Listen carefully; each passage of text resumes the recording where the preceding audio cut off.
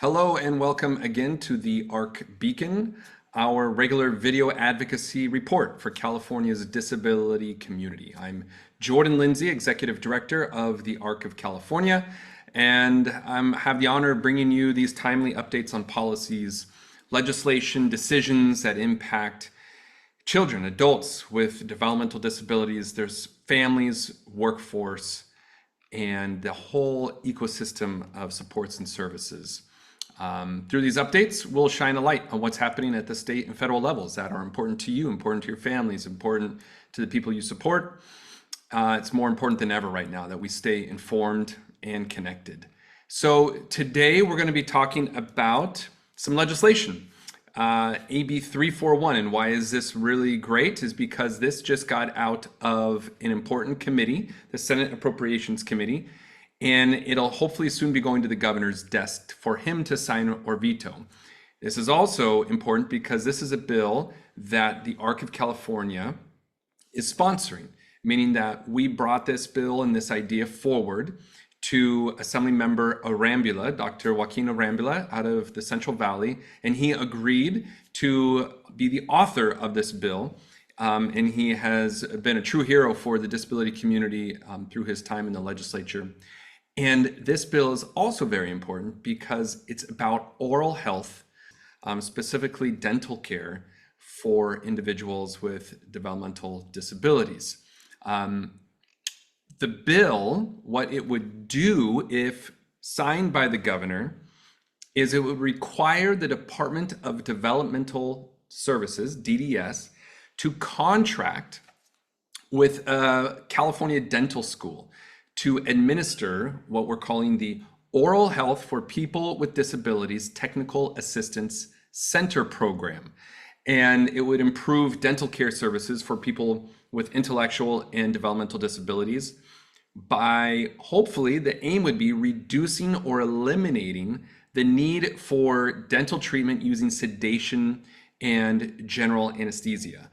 We're really excited about it, but why? Why do we need some legislation, some support for dental care for individuals with developmental disabilities? Well, in 2018, the California's Legislative Analyst Office, they came out with a report, the oral health of individuals with disabilities, with developmental disabilities, saying that by far worse than that of the general population, and higher rates and increased severity of gum disease, higher rates of untreated cavities, more missing and decaying teeth.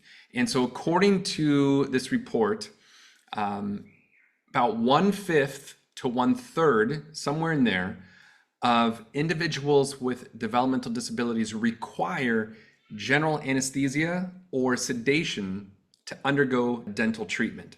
And this is for a variety of reasons. And so we also know that there can be a wait of up to 3 years for individuals who need dental care because general anesthesia often requires the use of an operating room in a hospital or surgical center. So it could be a 3-year wait. We also know that being able to pay for something like this can be incredibly difficult because the majority of people with disabilities rely on Medi-Cal for their health care. And in 2021, only about 1/3 of active dentists accepted Medi-Cal.